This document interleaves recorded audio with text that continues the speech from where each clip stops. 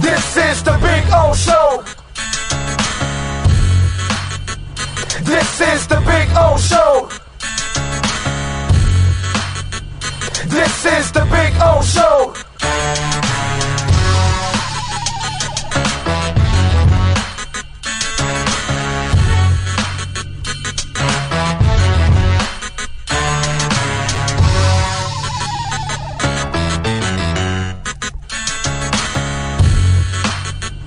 This is the Big O Show.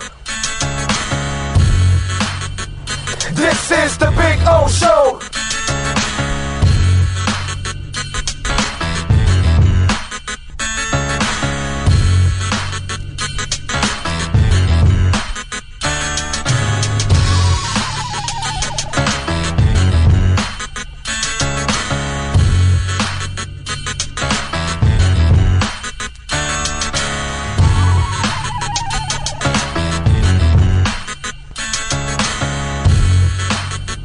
This is the Big O Show. This is the Big O Show. This is the Big O Show. This is... Welton Rayom has more than 62 years of litigation experience handling insurance disputes. They're committed to resolving even the toughest insurance claims quickly. Call them for a free consultation. 954-966-4646. At Welton Rayom, they don't get paid unless you win. Property damage claims to your home, business, or condo as a result of a hurricane. Welton Rayom can help. Water, mold, fire, smoke damage, Welton Rayom can help. Call 954-966-4646.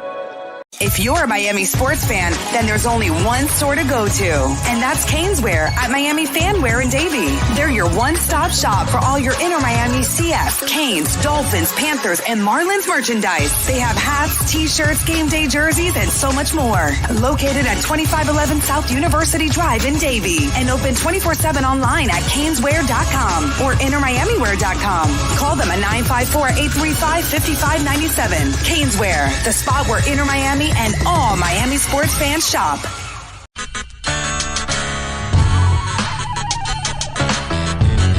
When you move, you need a reliable company led by passionate folks, eager to assist its customers during a transitional process that needs to be smooth. Call Essential Moving Experts at 844-368-5750 for all your local and long-distance moving needs. You can rely on Essential Moving Experts. Mention the Big O Show and get $150 off. Family owned and operated, they offer free 30-day storage, full-service moving, fully licensed, bonded, and insured.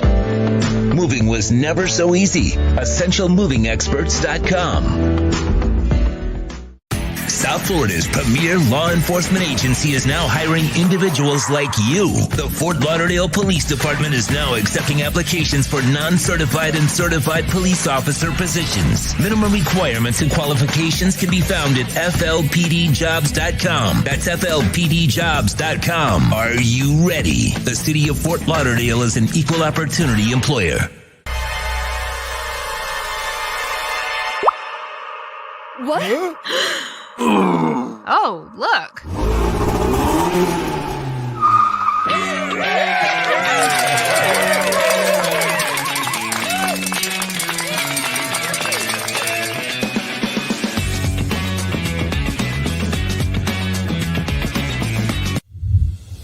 Hey guys, this is Hayden Hurst, NFL tight end.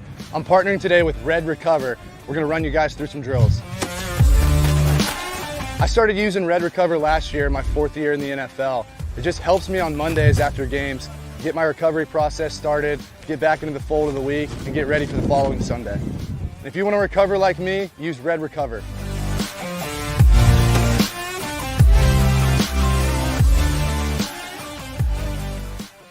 When you need your warehouse looking good while staying efficient, there's only one place to find the finest racks in the business. Pallet Rack City in Hialeah. 305-424-8547. That's 305-424-8547. Pallet Rack City is the company you need when you want your warehouse sporting the finest racks in the business. After all, who doesn't love a great rack? Salad Rack City. 305-424-8547. That's 305-424-8547. The viewpoint statements or beliefs expressed on the following program by the host, guests, or callers are not necessarily the opinions of FantasyXS.com, Media Group Inc. ownership, management, sponsors, or website. When it comes to South Florida sports teams, very few in the media have witnessed, lived, and covered it like the Big O. Let's start the program dedicated to your favorite South Florida teams with a passion that's unmatched. The Big O Radio Show is on. Here's the Big O. Good afternoon, boys and girls, and everyone else all over the world. Thank you and welcome aboard to El Programa. Ah, yes.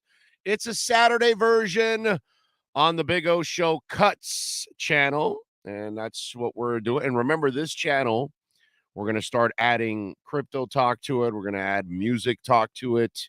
So, and you may want to also hit the notification bell because you'll find out when we go on the air. And I may come back from a concert and put together a recap of the concert and photos and stuff like that. So, we'll do things like that on this channel. Be a little different. Who knows, man? Maybe we'll have other types of talk shows here on this show. But on the other channel, we're going to kind of keep it mostly, sports and all the stuff that we normally do. But we kind of want to separate the two. So that way, that channel, everybody that subscribes to it for a reason. This one's going to have a variety of stuff. And we're going to have sports stuff that we don't put on the other channel. We'll put here. And then some of the other things, some of my other interests in life, we'll put on this channel, so that way we don't mix up church and state, as they say. So it is high noon. Hope you all are doing well on a beautiful Saturday, on a blessed Saturday. Every day we're above ground, ladies and gentlemen. It is a blessing day. And so looking forward to a nice little program here. Appreciate all of you as always. Thank you all. Thank you all for getting us over 1,000 subscribers on this channel now. So that is exceptional. Now we can go live anywhere on remote with this one. So it's very important. That's very, very important to cross that 1,000 subscriber mark. So appreciate all of you. If you haven't subscribed, please keep subscribing to this channel. Keep liking it. Keep hitting the notification bell. Both channels, help us grow, because that's all part of the game, as they say. So we'll have a little fun. Let's see who's in here. Steven Gonzalez is number one. Says, good morning, people. Big O, much love, brother. Let's go, Finns. Looking forward to this evening, man. Topher is in. Brian Walters is in. Anthony Robert Rosario says, Big O, have a great show, and thank you for everything you do for all of us on this platform. Stay blessed. Thank you, sir. Thank you for supporting us, as always. Gus 1388 in, as always. He's a rock. And Gus, I got that tweet that you sent out about Welker. We're going to talk about that. GP Trap Hewitt is in. Adam Sadowski is in. Adam Swain. Yes, sir, from the Sweet Carolinas. Yes. East or West Carolina? Where are you at? Where are you at, man? Are you in Hendersonville? Are you in Boone?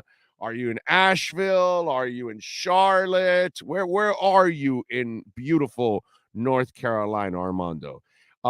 6193 in. Nikki Davis. Rosendo says, many prayers for a bounty of beautiful blessings and blissful never-ending of joy and peace, love, happiness, good health, and prosperity to you and your loved ones. Thank you, Rosendo, as always, man. Very kind words. Ray Grullon, yeah, baby. Says, everyone, how about the great Mac Jones and Matt Patricia's offense? Yeah, huh? And my actually Ed from Red Recover was telling me, you see how they treat Mac Jones with kid gloves, and then if it's Tua having that, they would have mortalized him, which is the double standard is there. I mean, it's just there. It's so freaking obvious. As I said earlier this week, we all found out that Najee Harris left Alabama for 2 weeks because he and Saban couldn't get along. Anybody talk about that anymore? That shit went right under the bridge, and it washed away like at 1,000 miles an hour. It blipped on the radar at the beginning of the week, and it disappeared. Can you imagine if they say Tua left Saban for 2 weeks? Oh, my God.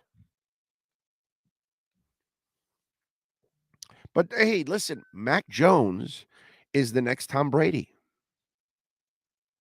And everything will be all right, because we've been programmed to think that everything will be all right with Bill Belichick. And we're not programmed to actually question what's going on. And so I'll question what's going on. And I don't believe that, I believe he got his ass saved by Tom Brady many times in his career with the Pats. They would have been a good team, but they wouldn't have won all those titles. And he's not going to win another title ever again. I don't know if Tom Brady will win another one, but he won one already without him. So, maybe Bill Belichick is the great complementary piece. He was the great complementary piece to Bill Parcells, and he was the great complementary piece to Tom Brady. Gotta have fun with it. No, but it's hilarious how they handle the whole Mac Jones thing compared to, of course, Tua. And if Tua does some of the things that other people do, my God, he gets fried. We'd still be talking today about Najee Harris, the Najee Harris story, if it was Tua. Oh, I can't believe it. People would be sending me, oh, you see, I told you he was a wuss. He left Saban for 2 weeks. No wonder he couldn't handle Flores. It would have been all over the place. Double standard. And the Mac Jones thing, same crap. But that's all right. He's the second coming. He's Tommy Boy. Mac Jones is Tommy Boy. He's looking exactly like Tommy Boy. Just remember that. I am getting ready to watch Nebraska versus Northwestern while listening to you. Thank you. Yeah, we do get some college football today, which is pretty cool. Swain says he's in Winston-Salem. Nice. There you go. Where are the witches? Don't light them on fire now. All right. Winston-Salem. I like it. Brian Walters is in St. Thomas playing on ESPN. Well, by mentioning that, let's give some props to Miami Central yesterday. They defeated IMG Academy, number 4 on the Max Preps charts or whatever rankings. Max Preps rankings, right? I think it is number 4, and Miami Central is number 14. Defensive coordinator gets bumped up to head coach, gets it done, baby. 20-14. And apparently the tackle that Miami is recruiting, the Mawiga guy or whatever, he allowed 3 sacks yesterday. Just saying. But congrats to Miami Central, man. Damn. Beating IMG Academy, that's a feeder system for college. IMG just gets players from all over the country, and they're you talk about taking recruiting to a steroid-like level. That's IMG Academy. But you can do that nowadays and get away with it. Swain says, home of Krispy Kreme donuts. Who you can't get and who you can't get orders right. Oh, who can't get orders right. Wow.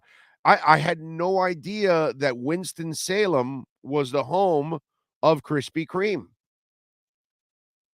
See, you learn something every day. That might be like a really silly nugget that anybody would who the hell wants to know that? This fat guy that loves Krispy Kreme. That's awesome. That's a great nugget right there. I had no idea that witches actually created Krispy Kreme.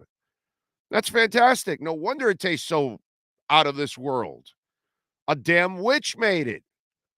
She put some potion, she razzle dazzled or something there, and then boom, Krispy Kreme. Holy moly. My day will not be the same anymore. Armando just like, that's it. I'm gonna walk around going, wow, Krispy Kreme's in Winston-Salem. Now, Armando, fill us in here. Since it originated there, is it like a Dunkin' Donuts? Like you have a Krispy Kreme like every mile or 5 miles or something? Is that how it is in Winston-Salem? Like, does Krispy Kreme dominate Winston-Salem? Like Chick-fil-A dominating Atlanta? You know what I'm saying? Like Pollo Tropical dominating Miami. See where I'm going? So fill us in on that. Is Winston-Salem loaded with Krispy Kreme? Because I may just move to Winston-Salem just for that. My God, it'd be mesmerizing. I'm walking around, hot donuts, hot donuts, hot donuts. Oh man, I would have never made it a 55 if I lived in Winston-Salem. That's all I can tell you. I just got Gesicki today on my mobile Madden game, so that means he's going to ball out this year. Super Bowl bounce in 2022. Yeah, there's no doubt. We'll be in Phoenix this year celebrating the title. I'm not worried about that. I am not worried about that whatsoever. No, but it's Tua's fault Mac Jones got picked last. That's true, Steven. I forgot about that. That's what an idiot I am. Of course it's Tua's fault. You know, this hat with the orange lid and then the shine. You know, I'm very Trump-like right now. Very orange. Wow. Damn. I've always wondered why does he carry around orange makeup? Anyway, Big O, do you think Belichick would have won with Drew Bledsoe? No. That's Salem, Massachusetts, Big O. This is So wait a minute. You're talking about Salem, Massachusetts is where the witches were, not in Winston-Salem? Is that what we're talking about? Or are you trying to trick me here with the Krispy Kreme thing?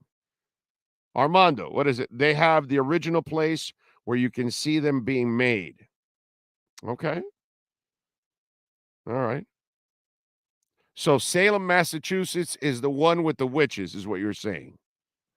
And Winston-Salem is not where the witches are, just cigarettes. Is that what you're telling me? Cigarettes and donuts. So maybe it's the ashes that made the donuts so tasty. You'll never move, Big O.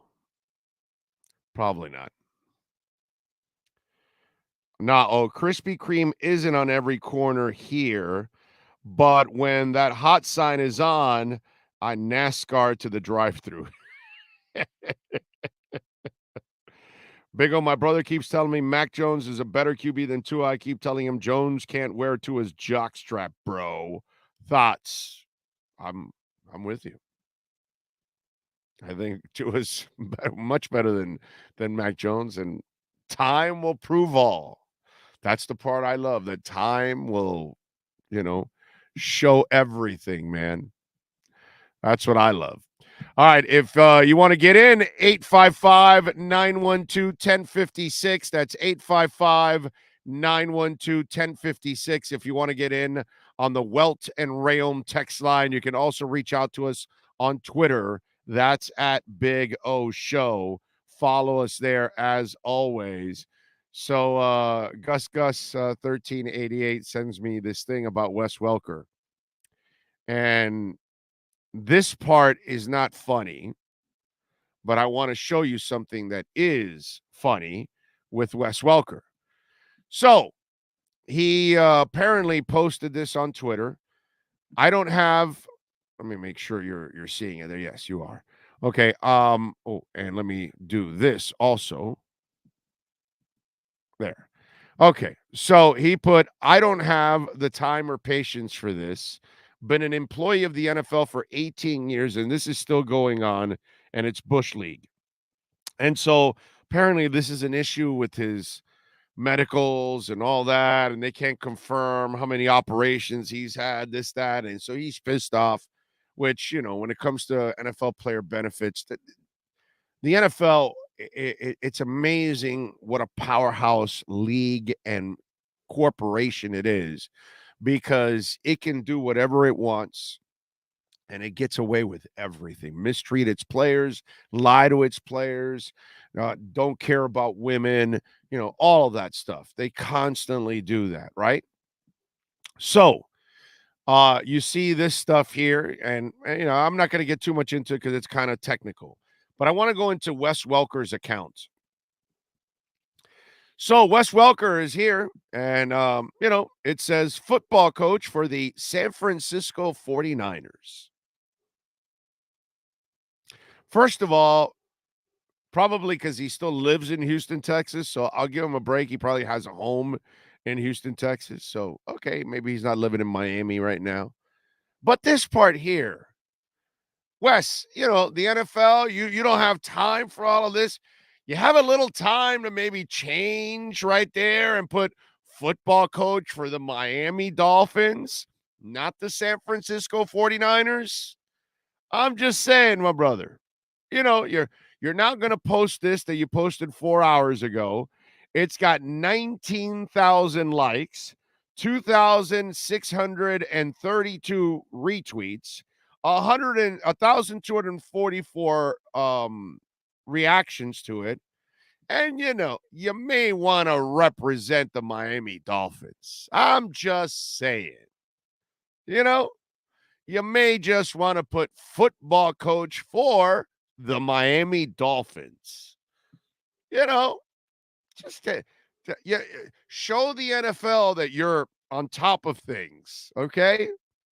The NFL isn't on top of certain things for you, right? But I'm just saying, keeping up with if you're going to be so quick to tweet out these complaints, right? All right. On August 10th, a little happy birthday to the kids. Cute kids. There he goes. All my sons moving. Should have used essential moving experts, but that's all right. Whatever.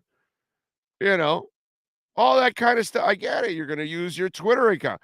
But if you're going to use your Twitter account, Wes, please have the right job description here. Football coach for the Miami Dolphins. Come on, buddy. Let's go. Man. I tell you, that's no edge there. Lost the edge there on his Twitter account. So while he's complaining about, I'm sure, something that he really needs and they should be taking care of him, I just want to respond to our selfishness as a Dolphin fan base. You may want to acknowledge where you actually work. Just saying. Just saying. Let's see. What else do we have in the world of sports? Marlins, by the way, lost to the Dodgers 10-6 in 10 innings at Lone Depot Park. Tonight, Dustin May, Sandy.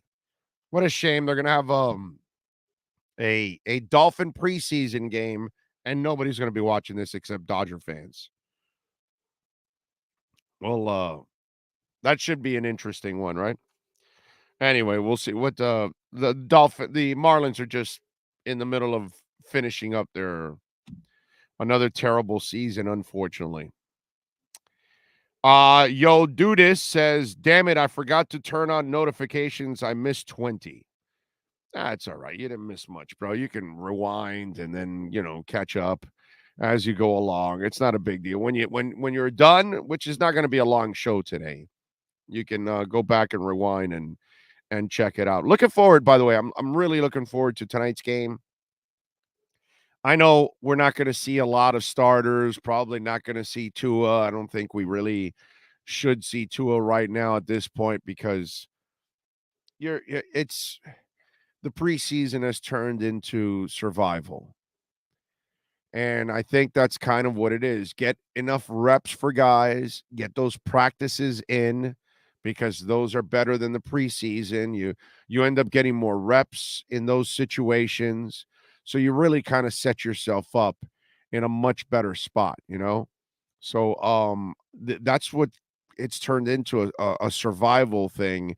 So what you're doing is kind of using this more as fine tuning and getting guys enough reps in game like situations, like they did with the fullback recently, where he comes off the injured list finally. And now they start getting him some reps here this week, and he'll probably play today.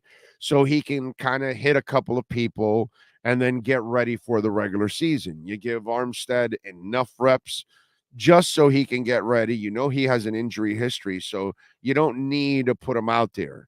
Tua has had his own injury history. He doesn't need to take extra hits.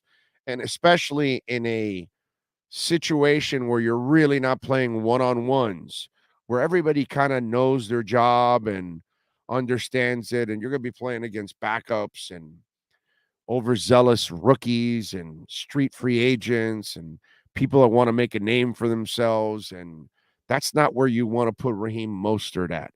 That's not where you want to put Tua at. That's not where you want to put X at. That's not where you want to put, Waddle at. Even though Waddle's not going to play anyways, as you saw all this week, he was limited to individual stuff and the jugs machine. He did no teams throughout this week, as they obviously, are taking precaution because he has whatever he has on that ankle. I don't know what it is, but obviously he's got something there. So it's just a battle of survival. That's all. A battle of survival. And you need to get to the regular season in one piece. And in the regular season, that's where you start to fix all the kinks. That's why I laugh at people that are so overreacting on the running game when, again, you don't hit, you don't tackle. How are you expecting to have the progress we all would love to see in the running game? We're not going to find out until we get to the regular season for a couple of weeks. That's just the way it is. And then we'll figure out if they can run and if they can move the ball on the ground one way or another, be creative with it. They do have a creative mind back there. So we expect that creative mind to be working and working hard, to kind of get that done. So we shall see, man. It's going to be a lot of fun, man. It's going to be a lot of fun. I'm looking forward to it because when you look at this game, there are still things that you want to see. I want to see that last play, that last receiver spot. Are you keeping 6? So if you're going to go 6, is Lynn Bowden Jr. the guy? Is River Craycraft that guy? Some people think that Preston Williams still has a chance. I don't. I'm not one of those guys. I think if they can trade him, they'll trade him for a 7th-round pick, for anything. For a 6-pack of Schaefer beer, I think they'll trade him for. But he's probably going to get cut. Unfortunately, Preston Williams does not have enough time to prove he can be reliable, to prove he can be consistent. Because guess what? That's what he's never been. And did he prove it at all throughout the preseason and training camp? Nope. Did he take a next step? Not at all. That's the problem. Can't do it. It doesn't work that way. If you're there to change somebody's mind, you got to change their mind. Austin Jackson is changing my mind. Not completely, because, again, we got to get to the regular season to see it. But he has shown me way more consistency than he ever has. So I got to give him the love that he deserves here. But I can't give the same kind of love to Preston Williams because he still he'll flash, but it's not enough. You can't keep waiting for the flash to become consistent because he doesn't possess the edge. Just doesn't have it in him. There's some people like that in life, man. People that you work with, people that are your family members. You work your ass off and you try to do your best, and you see family members of yours who they're not motivated to get it done. And that's just what it is. What are you going to do? And that's what that kid looks like. So for me, I'm excited to see the Bowden Craycraft battle because this one is coming right down to the wire.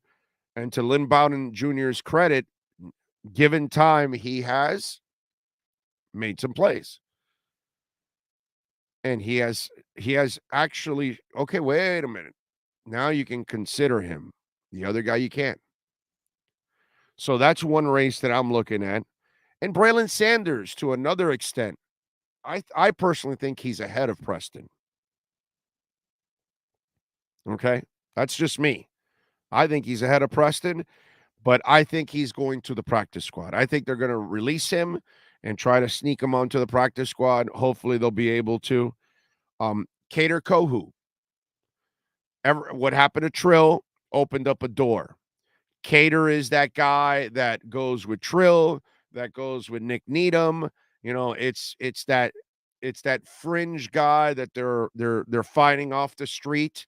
It seems like they go after those kind of dudes, and they hit on him, by the way. And they hit on him. And Cater Kohu looks like the Trill Williams, Nick Needham experiment that they've done the last couple of years. I like the kid. I like what I've seen from Cater Kohu. I think he's going to make this team. But I'm interested to see his roster spot is practically on the line. You know what I mean? Because this is one of those bubble players that you're looking at him and you're going, man, wow. Okay, this kid, reminds us of Nick, reminds us of Trill. Is he the same guy? Are we going to get something out of him? And everything I've seen from Kohu, he grabs a little too much, but he's a young corner and he's trying to get physical. So he has to learn how to be physical and get away with it a little bit more. But I like the Cater Kohu kid. Cameron Good. I want to see Cameron Good. I like what I've seen from him as a pass rusher, as a linebacker, special teams. Keep your eye on Cameron Good, California kid, a Joe Rose kid from Joe's school. So that young man, I like him. I think he made the team, but he's a guy that's probably a bubble player, and they've got to look at it. But like I've said before, sneaky good draft. Sure, I want to see Channing Tindall and Eric Ezukama, but those guys made the team. They're part of everything. It's more about those fringe players that, hey, Blaze Andrews, he blocked his ass off on Wednesday, and the swing tackle is such an issue. I've already told you, what I would do? I would put Dieter at left guard, and I would put Ike as my swing tackle. But I'm interested because Larnell Coleman hasn't shown me enough. And he has been so inconsistent that he could easily be stashed on the practice squad again for another developmental season. But that Blaze Andrews kid, that's kind of an interesting project that they got there on that roster. Go look for him tonight. See what he does and how he handles the edge. And see if he has the edge. And you should get it, by the way, at myedgedrink.com. The best energy drink on the planet. 78 calories, delicious, smooth, zero aftertaste. I can't repeat delicious, smooth, and zero aftertaste enough. It blows you away. It's going to become your favorite soft drink, I think. It's just awesome. It tastes delicious, no aftertaste. It's great. When I mix it with my Grey Goose, absolutely awesome. So Larnell Coleman may not have the edge, but you could get it at myedgedrink.com. Use our code BIG O, get 10% off. You can't get it in stores. You got to get it delivered right to your home. So go to myedgedrink.com, use our code Big O, and get the best energy drink on the freaking planet, dude. All right? Edge energy drink. I like River. He can be the next Wes Welker. He catches everything. Yeah, River is, to me, he looks like a poor man's, what's it called? The other guy. Oh, damn it. What's the other San Francisco kid? Now I'm brain farting on it, but he looks like a lesser version of him. I like him, but the other guy is definitely, that kid, he can play. He can play as your back end tonight. He can absolutely play. I like him. Since the NFL might be heading into an 18-game schedule and they might reduce preseason games to 2, do you think this will make it harder for coaches to evaluate or readjust? It's almost impossible as it is now, Rosendo. That's why they need those practices. So hopefully it'll get down to the 2 games, the 2 practices, and you're done. And you get ready, you have your training camp, and you move on. And with 18 games, it gives you more time to get prepared in the regular season. So the first couple games will be an extension of the preseason like it is kind of right now. That's kind of what it is. Can't do anything about that. All right. 855-912-1056. That's 855-912-1056. If you want to get in on the Welt and Realm text line, I will check the text line in just a moment. But before we do that, let's go to our liquor split matchup of the night. It's time to tap that app.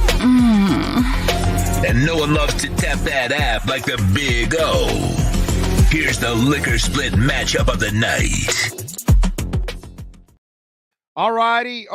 We are kicking some ass. We are 28-17-1 against the spread in our liquor split matchup of the night. We are going to go not in baseball because the Marlins, the Dodgers are favored by 1.5. The over and under 6.5. Dodgers are minus 200 in the money line. Miami is plus 165. I'm not touching that, even though I think it's kind of a layup in this game in a way, even with Sandy. They don't have enough offense, but I'm staying away from that game because it's still too uncertain. I'm going to go to the pitch. I'm going to go to Inter Miami, who hits the road tonight in a game that they must have against the New York Red Bulls. They are the better team. They're in the playoff mix. They've got a chance to climb the ladder in the playoffs here in these last few games. They are playing the better football down the stretch than the New York Red Bulls. Now, this is a road game, so the boys have got to show some juice here. Inter Miami's favored by 0.5 goal.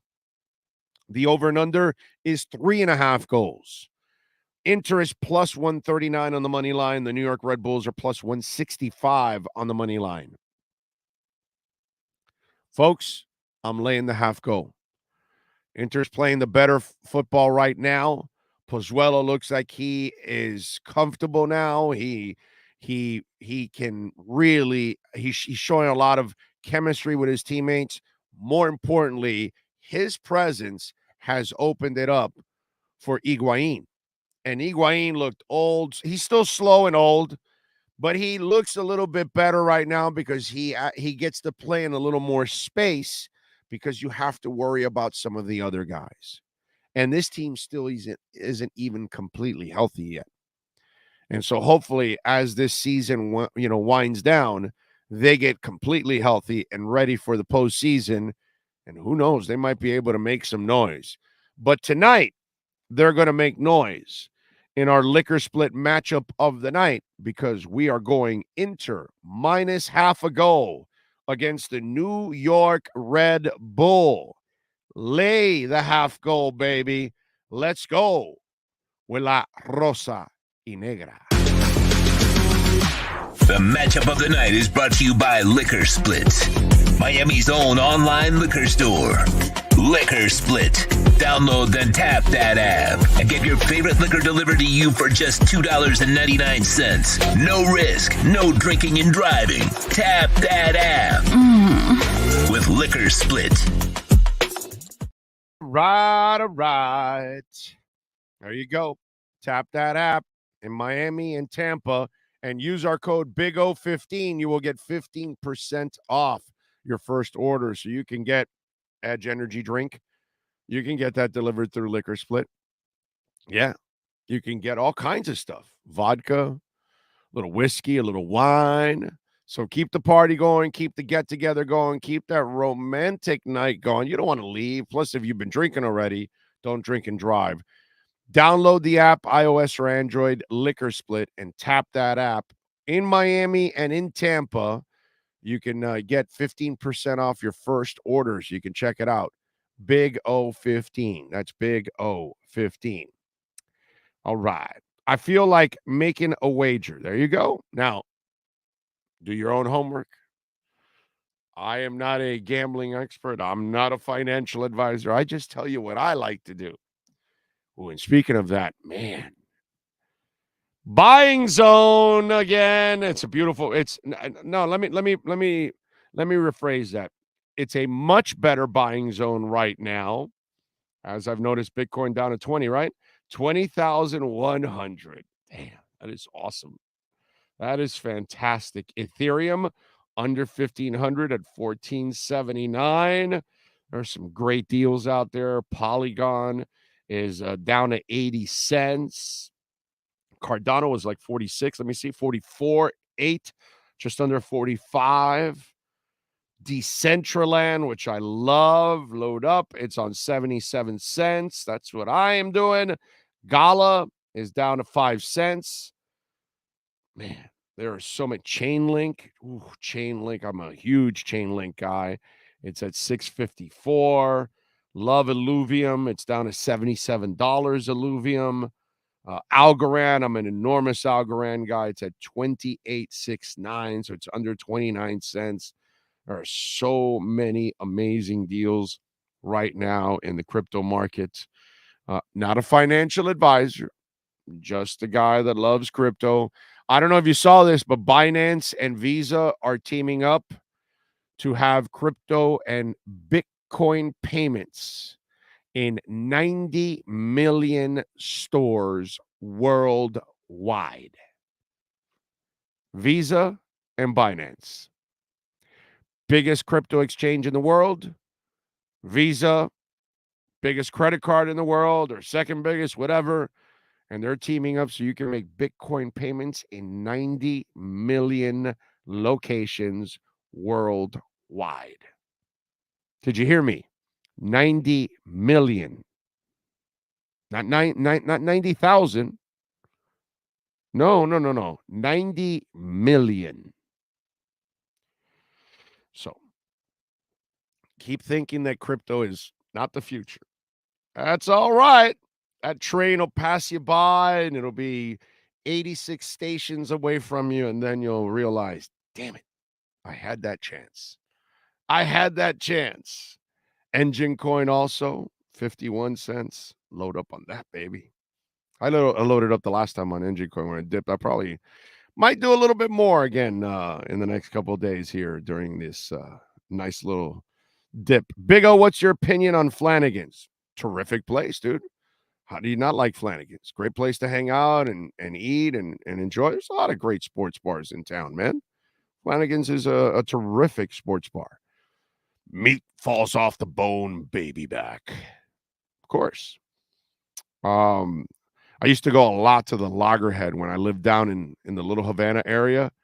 The Loggerhead is the Flanagan's that's in the Grove. And by the way, that one is super nice.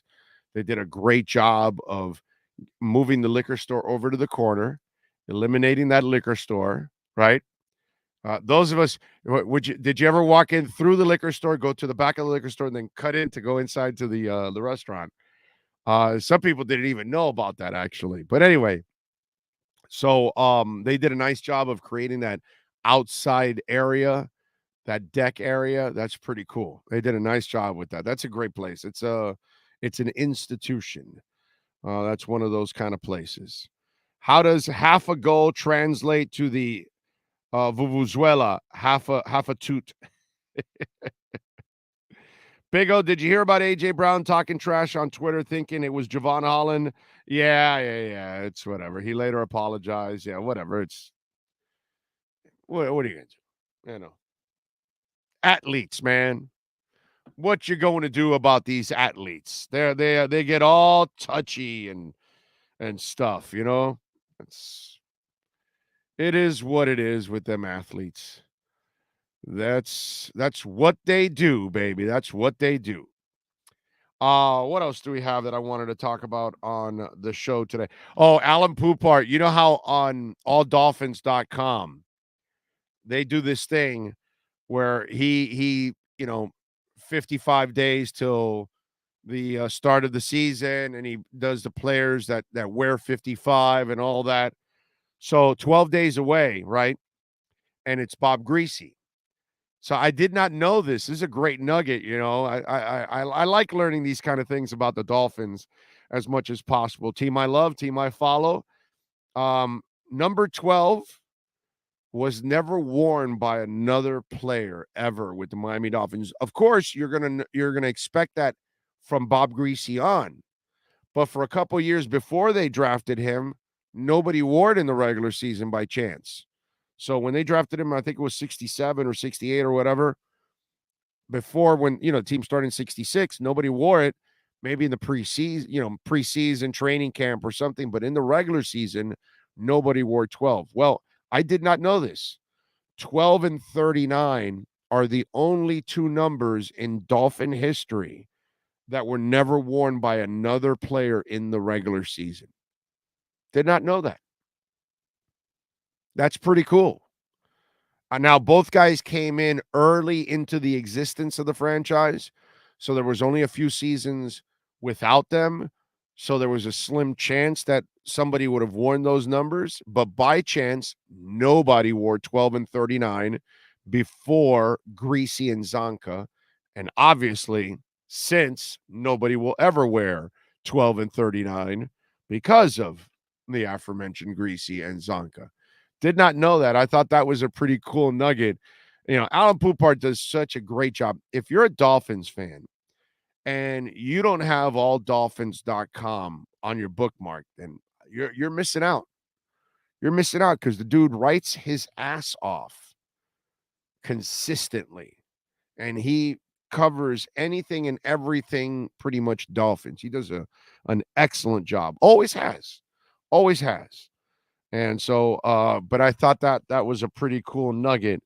I did not know that 12 and 39 had never been worn in the regular season by another player ever.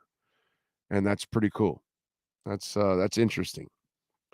855-912-1056. If you want to get in on the Welt and Rayom text line, you can also reach out to us on Twitter. Don't forget to share this YouTube page with others that may not know about it, so they can subscribe, hit the notification bell. That way you guys can keep up with everything going on the program. What do we have here? Somebody is sending me some kind of link. The inside story on the only perfect season in the NFL. Oh, okay. There's a Cameron Wolf one. All right. I will. I don't have time now, but okay. I got to read this one for sure. Thank you for sending me that. I will definitely read it. In fact, I'm bookmarking it right now so I can read it later on today and check it out. Let's see. One guy says you have Cuban time and Hawaiian time. Hawaiian time is we get there when we get there, pretty much the same as Cuban time, right? No, not really. See, you're planning on being late. Like you'll get there when you get there. Cubans want to be on time, but we suck at it, and we're never on time. We're terrible at time management, I think, is what it is. That's probably where it would go. All right, the hardcore Raiders fan chiming in. Let's see, what else do we have here? All right. Okay, agrees also there. All right. 855-912-1056. A couple of them weren't really for airing purposes.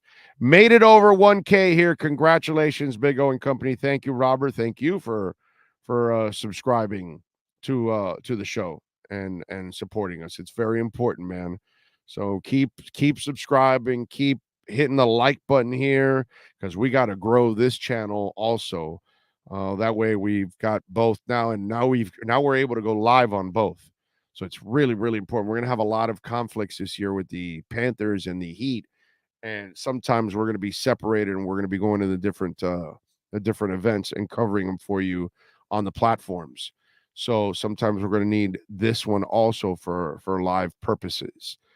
Let's see. Big O, I'm in attendance week 1 versus the Pats. I'm pumped. You should be, Marcellus. You should be pumped up. Which players are you interested in watching tonight? Donardo, you must have just tuned in. You got to rewind. We did talk a little bit about that. I will say, out of the guys that I talked about, some of the guys that I'm looking forward to. Trying to think of some of the guys that I may not have mentioned that I think could be guys that I'm interested in seeing tonight. Because remember, starting wise, you're not really that interested in a ton of the starters. We talked about, well, let me tell you, on the tight end side, I think it's important to see how Hunter Long is blocking. He blocked his ass off that first day against Philadelphia. He was good, dude. He was really, really good. Zaquandre White, Miles Gaskin, you kind of know what he is. Jared Doak, Savon Ahmed. Are you keeping any of those guys behind, Chase, Mostert, and Michelle? Is the question. Porter Gustin. That's another guy that I want to see along with Ben Stilley, because you want to find out on the back end of that roster, are you going to – I think Porter made the team for me. Ben Stilley's the guy that if he doesn't make the team, they're going to try to sneak him onto the practice squad. So that would be another guy that I did not mention that could be interesting. The backup safety spot, Quincy Wilson, not a guy that I expect to make the roster, or Elijah Hamilton, but Elijah Campbell and Vernon McKinley III, that could be a very interesting battle. If they feel they can sneak Vernon onto the practice squad, he's another California kid, then maybe they will. And maybe you keep Elijah Campbell as your last guy, as your last safety. I think he'll make it ahead of Fedulum. Fedulum is a good special team safety. I think remember we talked about these guys that are liabilities one way or the other. I think Clayton Fedulum is an absolute liability as a safety. And so if you're a liability as a safety, you have to be the best special teamer on the planet. And he's good, but he's not at that point. That's why he took the pay cut. I'd release him. I think it comes down to Campbell and Vernon McKinley III for that safety spot, that last safety spot. And it'll be very interesting. If you see him keep Elijah Campbell because of experience, McKinley will try to be snuck onto that practice squad. If not, it'll be vice versa. They'll release Elijah Campbell and they'll put Vernon McKinley as the final safety. Those are a couple that I did not mention earlier to go along with that, by the way, Donardo, because I kind of didn't finish. When I'm thinking about it, there were a couple of other guys that I do want to see today. That's the thing about it. Listen, today is for the hardcore Dolphins fan. That's what this game is about today. Because the casual Dolphin fan or the very, the fringe fan, they have no interest in any of this. Us nutbags, we're going to watch the whole game. And we're going to watch everybody on the rosters and the backups and the third stringers and the guys that are going on the practice squad, because we're the hardcore nutbags. We care about the team. We follow the entire team. It's different. We're a different class of fan. There's a regular Dolphin fan. We're not regular Dolphin fans. People that are listening to this show, people that follow this show, they download the show. You're not a regular Dolphin fan. You're like an elite Dolphin fan. You follow it at another level than that buddy of yours that, you know, is hanging out in the offices and, partying and all that stuff, doesn't really like sports nearly as much as you do. That's why. That's what this game is about tonight. That's the only way you watch 4 quarters of this. There's no other way you watch 4 quarters of this. It's impossible. Doesn't make any sense. Do you think the Finns might look at other cuts throughout the league for any players they might bring in? Hell yeah, Rosendo. Yeah, the last 2 or 3 spots are interchangeable on this team.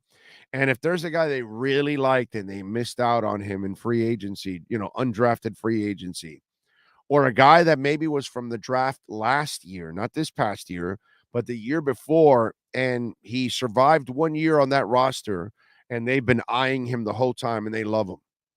And they think he fits what they do and this and that or whatever. Hell yeah.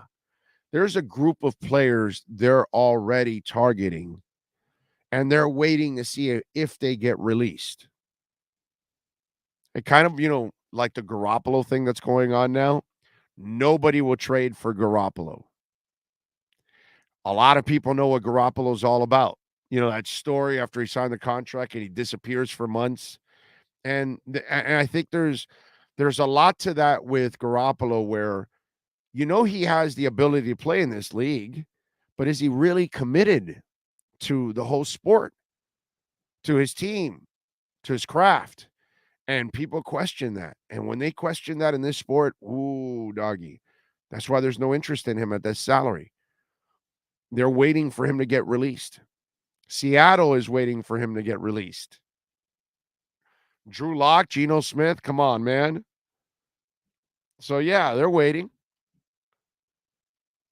And that's kind of what it is. I think you're going to see guys get released. And the Dolphins, I would not be shocked if there's a guy, hey, how about Kenyon Drake? Maybe after this game, and maybe they want to get Kenyon Drake after week 1 so they don't have to pay him a guaranteed salary. Who knows? That might be the other thing. Guys that they want to, maybe a veteran they want to sign after week 1 that'll take a back end spot, and then they can keep that person week to week and they don't have to guarantee a salary for the year. So all these tricks of the trade will come into play right now. That's what's going to happen. So that I would tell you that's the direction they'll go in. Rosendo. Let's see. 6193 says, I always watch every preseason game from start to finish. You are the nutbag like me. Brooklyn Rob says, hello, Big O from the Palm Beaches in South Florida. Love it. Ayala's Obstacle. Big O, I haven't missed a preseason game or regular season game in 25 years. Paul in Connecticut. You're a stud, Paul. I think all starters should start except Holland, Hill, and Howard. LOL, the triple H's. I think most of the starters don't need to start. Offensive line, I don't mind them getting a little run. Except for Teron Armstead. I don't really need to see Teron Armstead.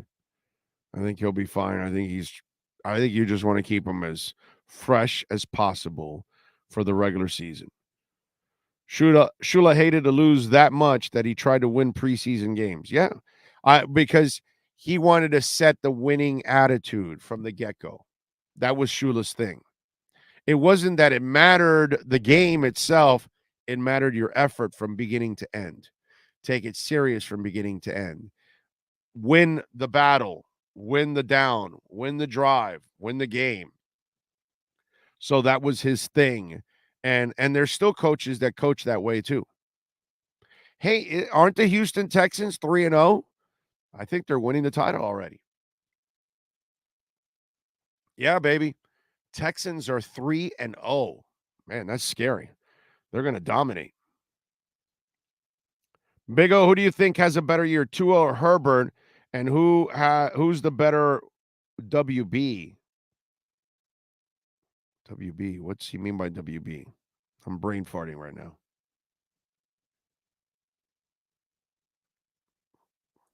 I don't know. I don't know what the WB part means. Who's the better WB?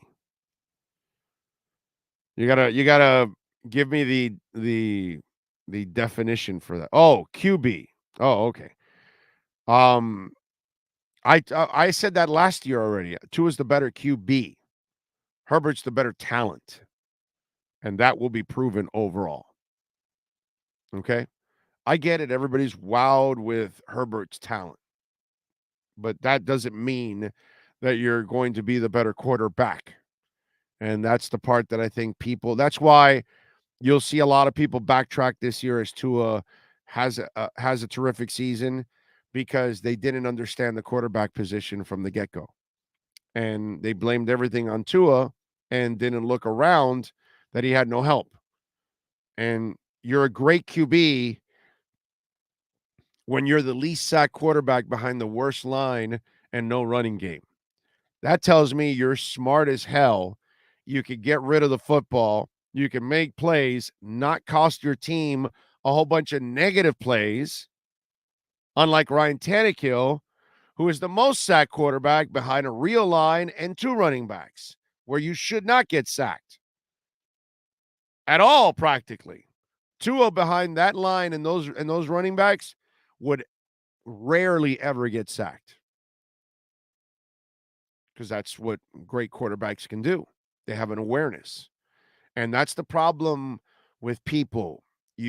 Some of you out there, you think the quarterback that's 6'5" and they can throw it out of the stadium and run like a deer automatically must be the great quarterback. But the guy that might be shorter and is as smart or smarter, can understand the game and read defenses, has great anticipatory skills, has great ball placement, and touch.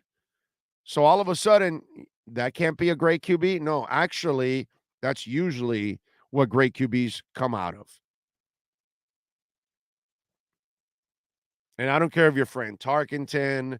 I don't care if you're Roger Staubach. I don't care if you're Joe Montana. I don't care if you're Drew Brees. I don't care if you're Bob Greasy. I've seen this quarterback over and over again. I know what the great Tua-like quarterbacks look like, and I've mentioned them. The guys that aren't built like walls, the guys that can't throw 80 yards downfield with a flick. Yeah, none of those guys can do that. But they were great quarterbacks. They were super smart. Peyton Manning is actually a wall, but has the arm like those guys. But I mean, nobody will look. Peyton Manning wasn't going to throw a 90-yard strike, a 70-yard strike, bro. Never. He was never going to do that. He didn't have that kind of arm. But ball placement, accuracy, all of that. There's a lack of understanding the quarterback position in my eyes. And that's been the problem with Tua from the get-go, because too many are enamored with the big arm and the big player.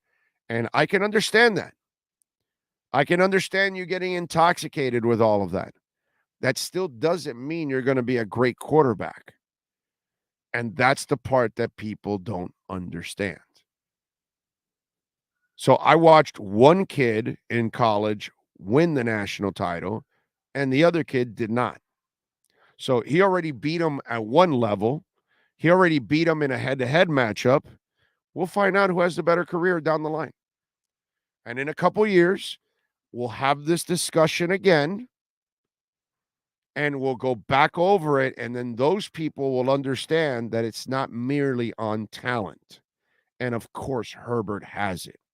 He has it tenfold. So talented. Still doesn't mean he's going to be the better quarterback. And that's the difference. And that's why I've explained it over and over and over again to people, and they just don't get it. And that's fine. That's fine. I've seen the Jeff George. I've seen the Achilles Smith. I've seen the Ryan Leafs. I've seen the Jamarcus Russells. I've watched all those guys that had the magical talent, They were big, they were strong, they can throw it wherever the hell they wanted to. It never meant that they were going to be great quarterbacks. And so we will find out. Time will answer all of. Hey, listen, man, I had to deal with the Tannehill stuff.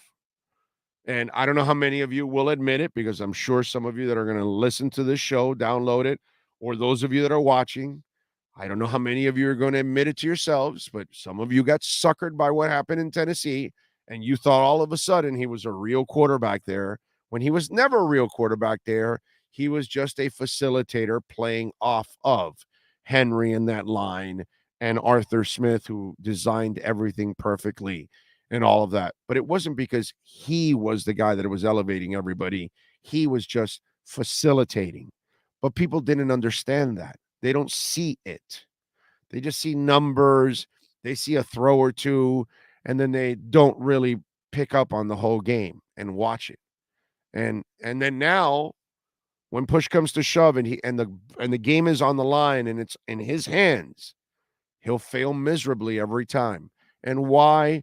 Because people don't really, some of you out there don't really understand the quarterback position and what it entails and what it takes for that human being to succeed.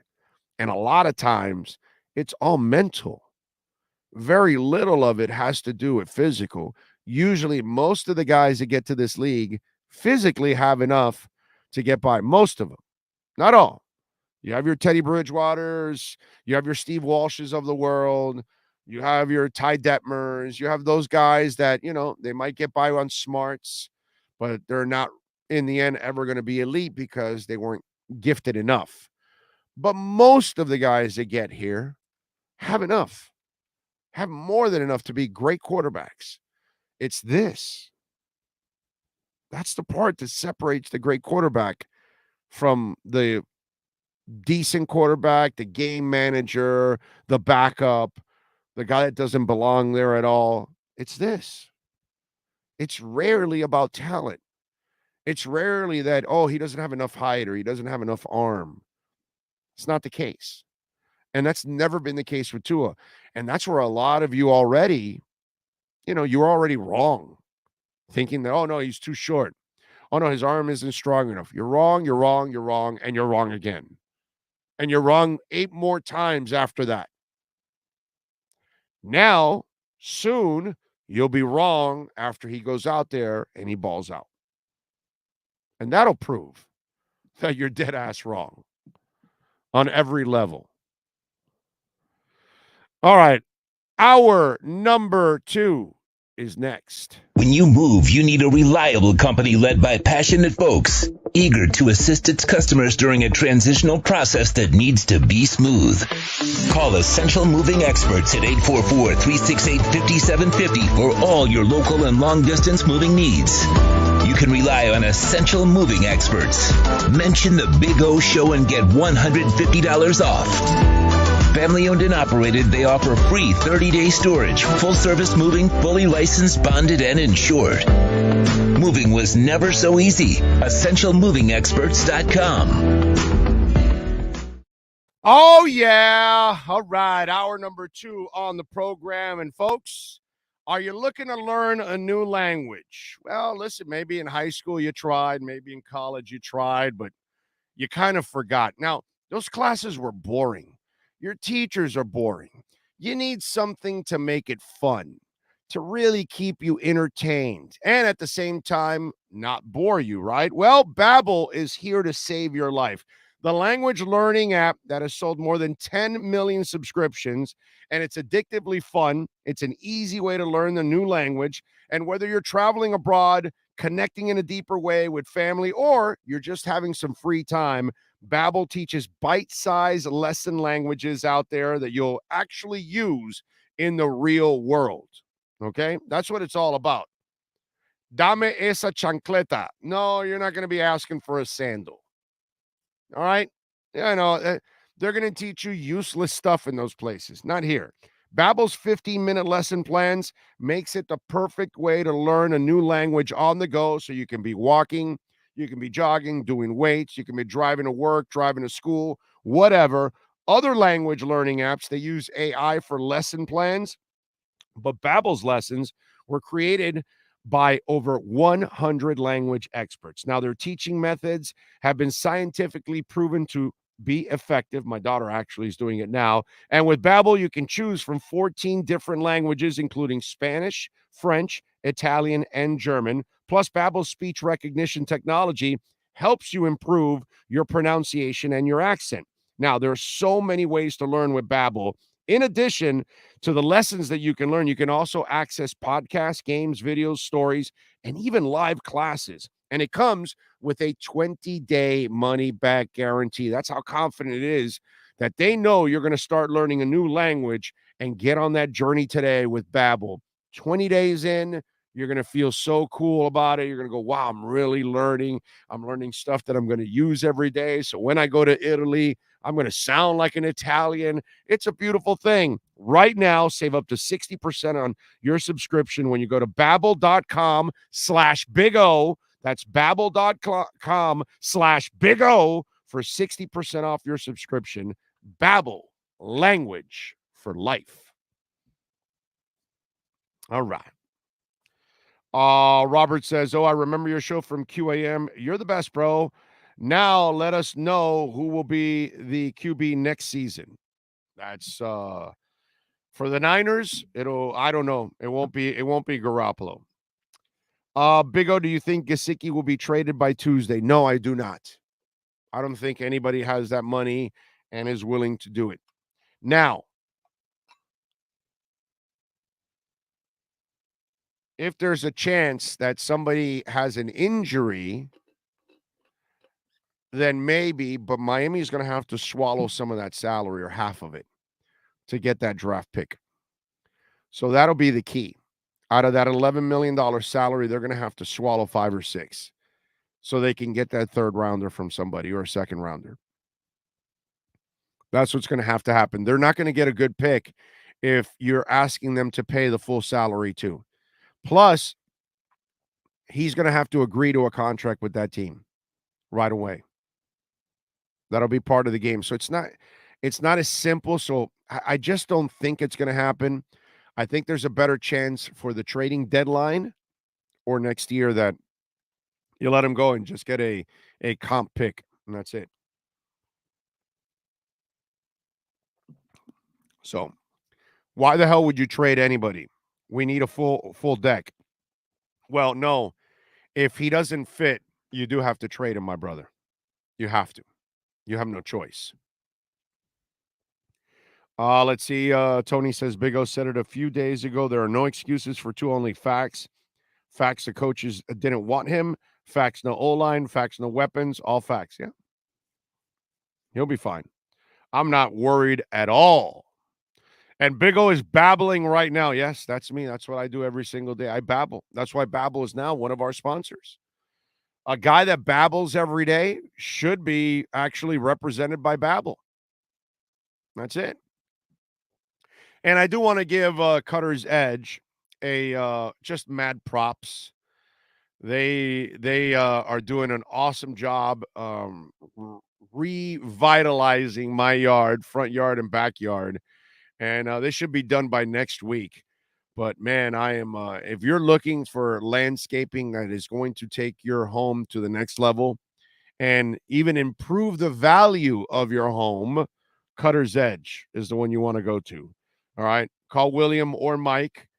They're the guys, 954-472-0622.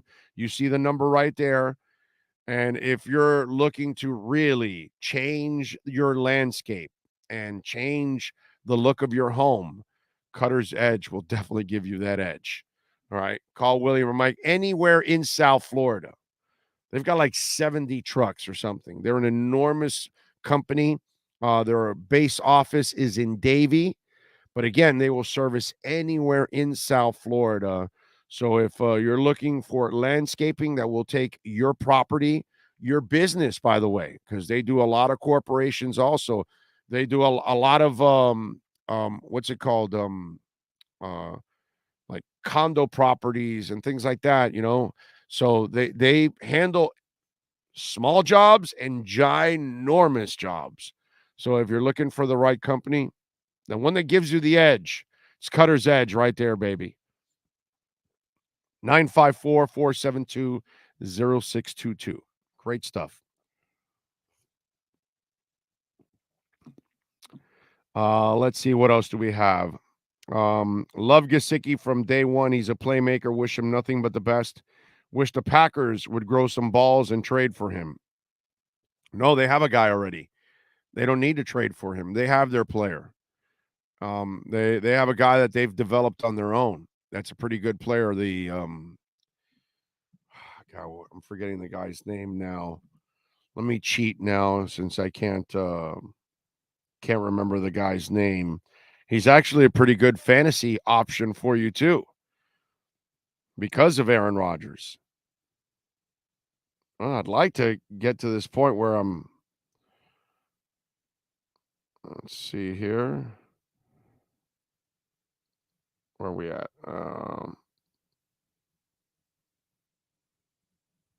There we go. Hopefully we can get to this damn thing. Yeah, Tunyon, that's it. Tunyon. That's the guy. Robert Tunyon. Thank you. That's the guy. They don't need Gesicki. So that's the problem. Again, you have to find the right team, the cap space, and it has to be a need. It has to be an incredible sore spot for them. And that's not the case right now. You know? What else do we have? 855-912-1056. That's 855-912-1056. Did you see the NFL's response by one of their advisors on the Deshaun Watson thing? This is a joke, man.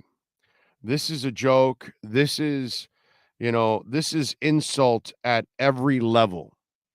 So Rita Smith, here, this is from the no shit category. Okay. So Rita Smith, in the 8 days since Browns quarterback Deshaun Watson accepted his 11-game suspension and $5 million fine and everything else. So on Friday, amid the Ray Rice fiasco, spoke out aggressively on Watson.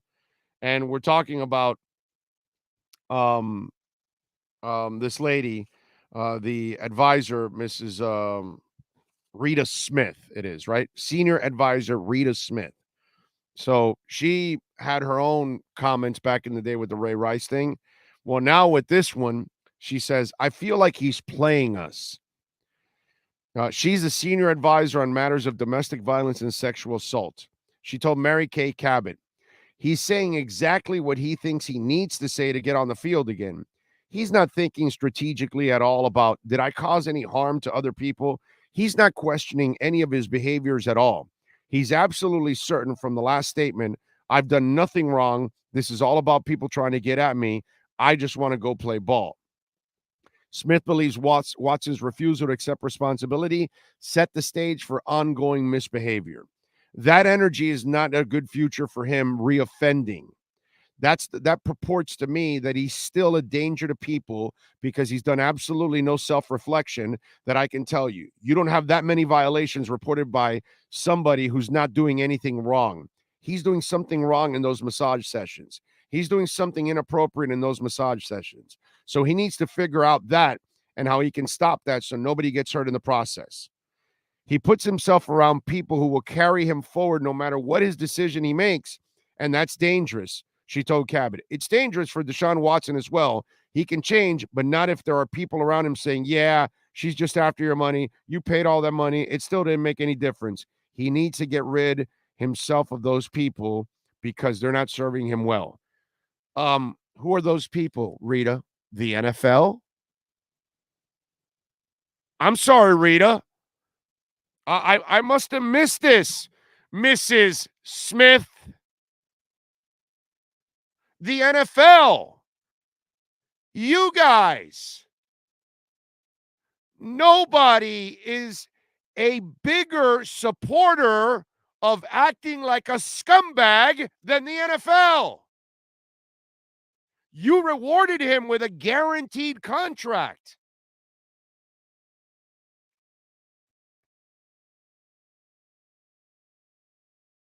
Ben Roethlisberger can allegedly rape and continue to play football. Pac-Man Jones can get arrested 9 times and stay in the league. You're the fucking enabler, Mrs. Rita Smith, Mr. and Mrs. NFL. You guys are the enablers. That's why players are empowered. That's why a Dallas Cowboy can kill a teammate and the next day be standing on the sidelines like nothing happened. Because you're the enabler. I love how she wants to point fingers at the people around Watson when the corporation that employs him does nothing. At no point does the NFL ever say, we are no longer accepting any kind of violence against women. The second it happens, you're out of the league. And you know what? Oh, this happened when he was in college, so the NFL's not going to do anything. Oh, I got it. It's all right. I mean, if you're on your off time and you're, Aaron Hernandez, why don't you just go about killing people? What the hell? The enablers will help you. Because that's what the NFL is. The enabler. You have allowed men to abuse women over and over again, Mrs. Rita Smith. Don't blame the people around Watson. The people wouldn't be around Watson if you would have kicked his ass out.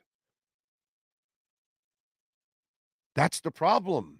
You don't draw the line because you're so intoxicated with talent, you don't care about the criminal activity. What job allows you to get arrested 9 times like Pac-Man Jones, dude? Please explain to me. What business is going to allow you to work for them and you're arrested 9 times, and in the process, you paralyzed a man in one of your arrests? Remember what happened in that strip club?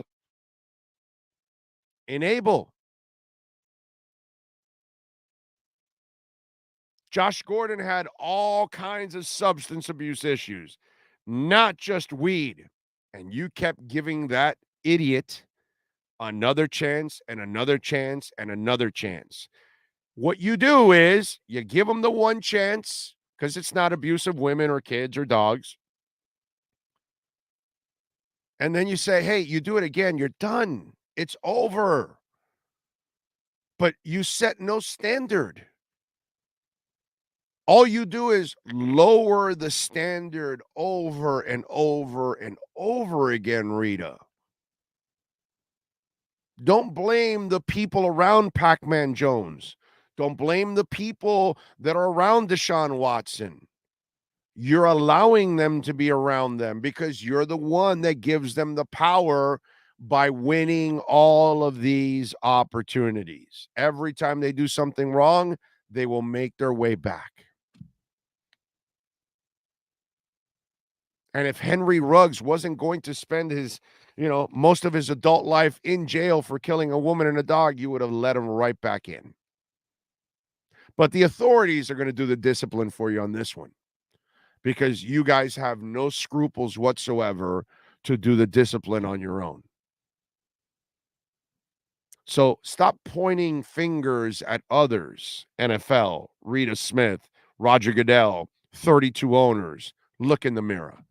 We know you're covering up for Dan Snyder and his gross activities. We knew what you did with Stephen Ross. You fined him for the tampering, and you overfined him for the tampering because you didn't want to fine him, of course, for tanking, because that's that's stain on the shield. Remember, you can tamper with women, not with players. That's the NFL way. They're the enablers. So when I read that article from Rita Smith, I say, you're full of shit. And I get it.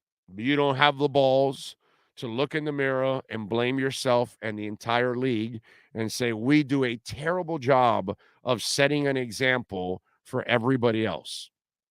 We have the most powerful sport probably in the world, okay? I'm not sure there's another league that's more powerful than the NFL league, just one league.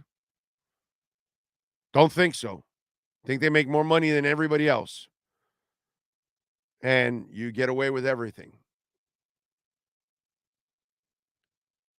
You know, that's the problem. You have no accountability. And then you come out and say stupid shit like this.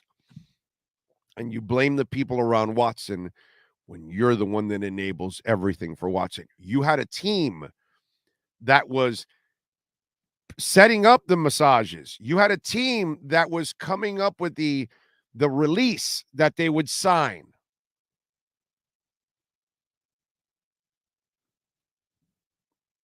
So what's going on there? Enablers. You know, listen, man, if you want to be Bill Clinton and tell me you didn't inhale, just you're better off not saying it. Don't insult my intelligence. I'm way too smart for that. I have way too much common sense. I'm not a genius. I'm not some kind of, but I'm smart enough to know what you did and what you didn't do. So, Rita, don't tell me you're looking at blaming on the people around him when it's you. You're the problem. The league is the problem. Just like Bill Clinton. Don't tell me you didn't inhale, you idiot. There isn't anybody that put a joint in their mouth and didn't toke it all the way through. Because that's why they all end up coughing. Moron. But go ahead, lie to me. You know, tell me that if the glove doesn't fit, I must have quit. Because, yeah, of course, I've got to believe that. I'm going to believe that it's the people around Deshaun Watson, not the NFL. I'm going to believe that Bill Clinton didn't inhale.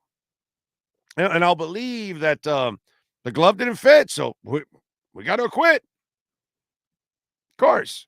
Let's believe the bullshit that they tell us because we're that stupid. Some of you are, by the way. Some of us aren't.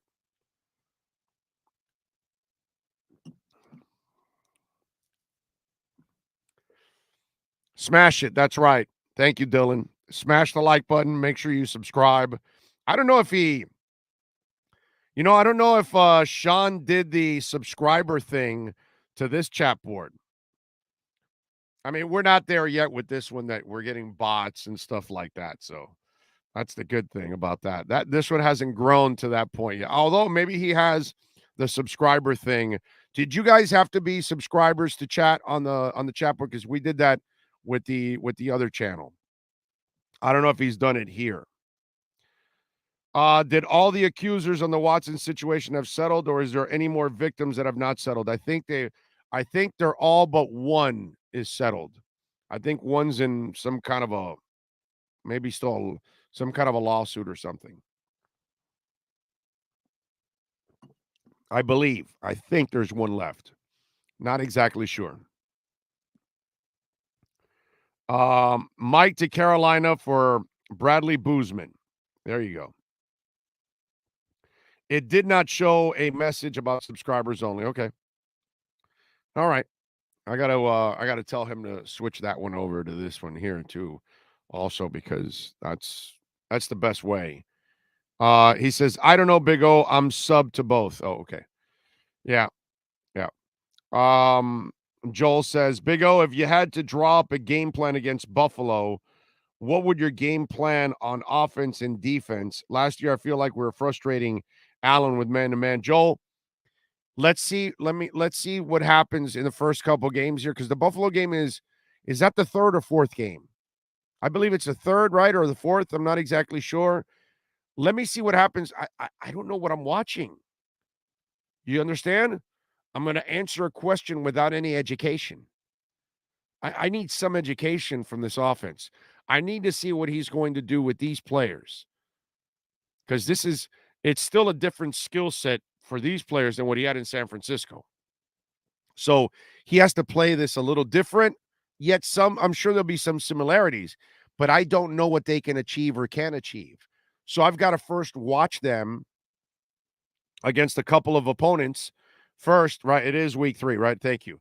So let me watch the first 2 weeks, Joe, and that way I can actually get some kind of a feel for what they can do. There is zero feel.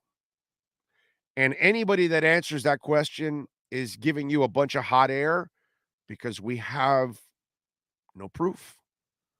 We have nothing to base any of this on how they're going to play or what kind of style and what they can get away with, what can they do, what they can't do. These are things that we won't know. So I need to watch the first couple of weeks before I answer anything like that.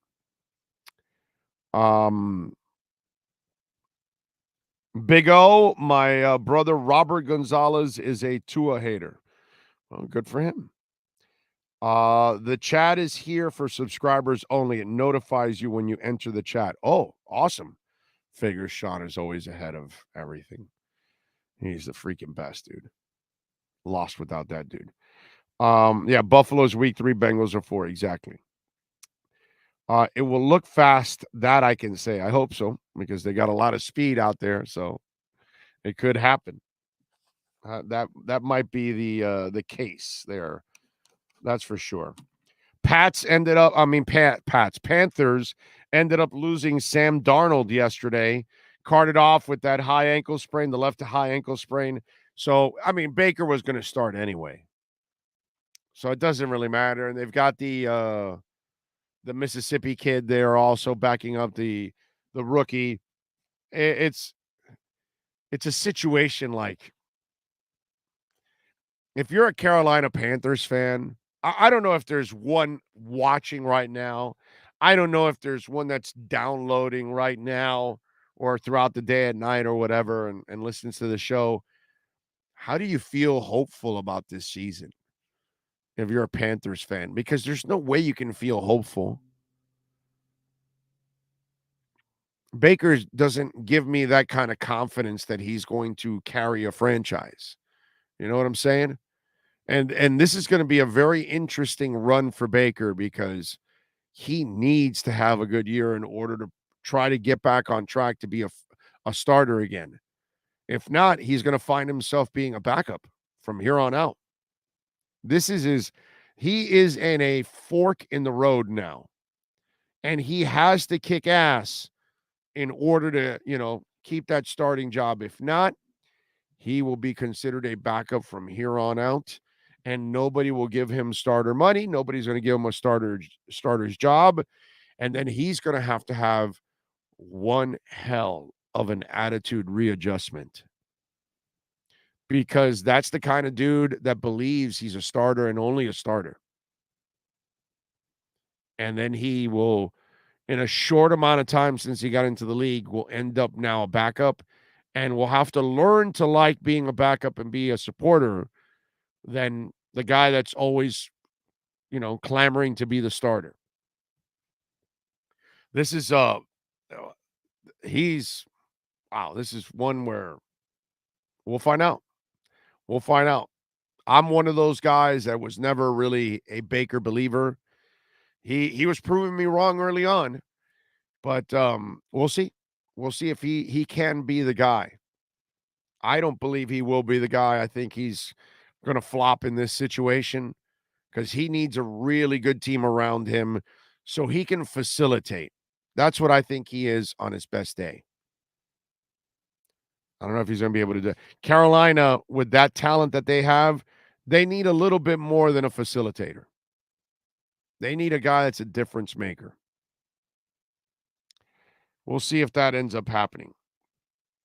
What else did I see in the news too today? Oh, I got to have a little fun with Charles Barkley. Charles Barkley, I got to tell you, you talk about like a king-size hypocrite is Charles Barkley. Why? Because he calls Kevin Durant an abject failure. So Barkley went called a Arizona sports talk show, Bickley and Marotta, 98.7 in Arizona. And he called Durant an abject failure. He says, all the old guys, he gets mad, we say it. He piggybacked on the Warriors to win his first 2 championships.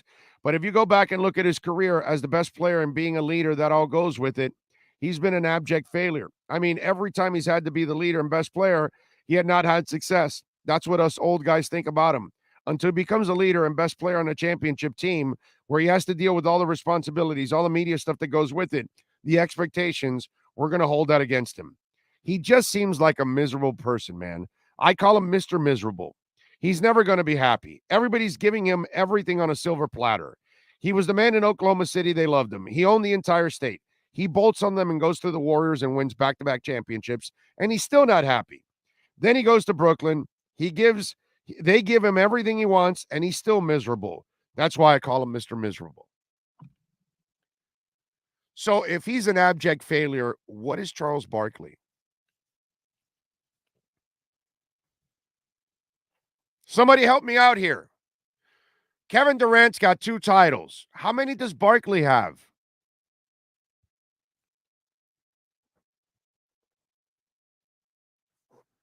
Didn't Charles Barkley try to do a super team in Houston? The Geritol team? Went to Phoenix, right? Thunder Dan and company couldn't get it done there either. So if he's an abject failure, that when he went to Golden State, he won 2 titles and was the best player on the team. I'm not sure Charles Barkley said that. So he wasn't Mr. Media. That's Steph Curry. I get that. But he was better than Steph Curry for 2 years on the Warriors. He was the best player on the Warriors those 2 years during those 2 titles. And by the way, 2 more titles than Charles Barkley. Charles Barkley's a great player, dude. He's an awesome player. I would never call him an abject failure, but you can't call Kevin Durant's an asshole. We all know that. He's a king-size asshole. Is he Mr. Miserable? Yeah, dude. Yeah, after Oklahoma City, he has turned into a first-class jerk. But he went and won the titles. He led the Warriors to those titles. He went to a position where he was going to be under pressure to win. He had to win. They won twice. That doesn't sound like a failure to me, man. Sounds like a success. So what does he call Shaq when he went to go ride Wade's coattails? I'm sorry.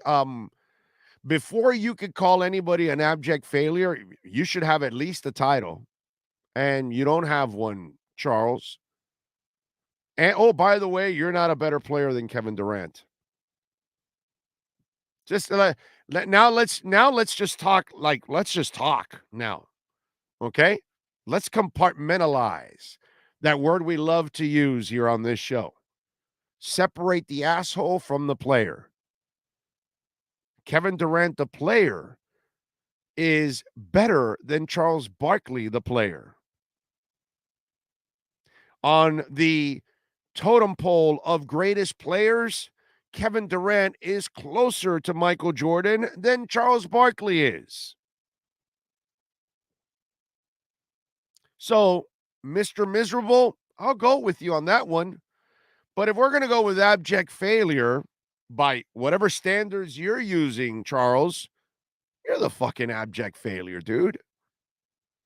You're the failure. You're the guy that loses millions in gambling. You're the guy that elbowed an Ethiopian in the Olympics.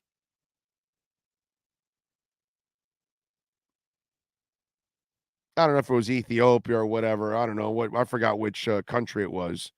But you're on the dream team, and you needed to be a king-size asshole by elbowing a guy from a country that has no chance at even sniffing a game within 50. You're the guy that threw a midget through a glass door, through a glass window. Abject failure. I would call Charles Barkley the abject failure before I would ever call Kevin Durant an abject failure. I mean, I read that article and that was effing hilarious. A guy calling another guy an abject failure and doesn't look in the mirror and remember his career. And his career is not as good as Durant's career. And his talents and his game and his career is not better than Kevin Durant's either. Oh, and by the way, his accomplishments don't match Durant's either. Abject failure. That's freaking hilarious.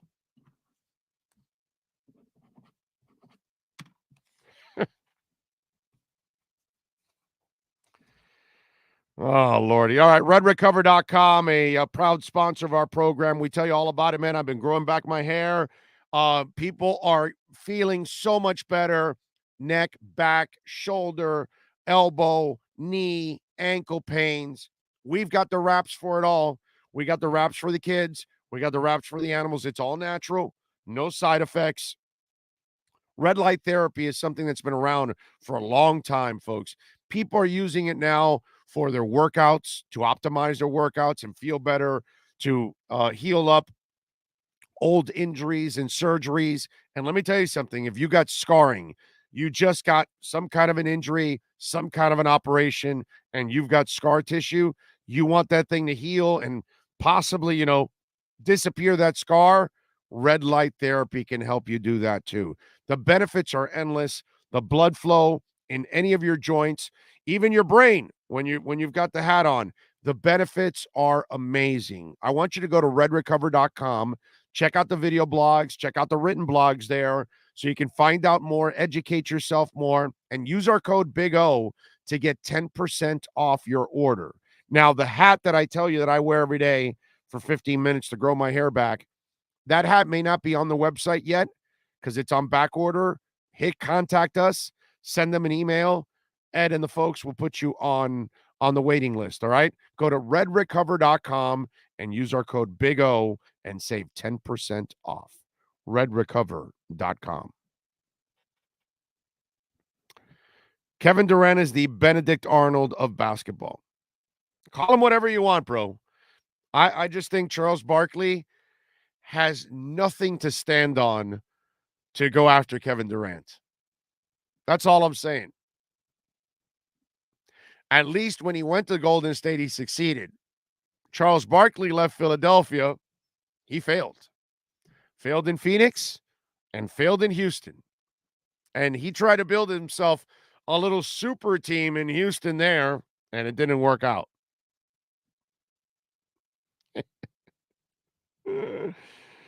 I can tell you don't like Sir Charles, but I disagree. Charles was a better player. Well, Bob, I watched both guys, and no, he was not. It's that anybody that says, you know what, Bob, I would actually question your basketball knowledge. Seriously. Did Charles shoot better than him? Did Charles defend better than him? Was Charles a better scorer than him? I must have missed him, my brother. What was it that he did? Was he a better post player? The hell are you watching, bro? Did you watch Charles Barkley's career? Because I saw it from Auburn on. I get it. He was a freak for his size. He's not even close to Kevin Durant, dude. That's a stupid ass comment, Bob Oliver.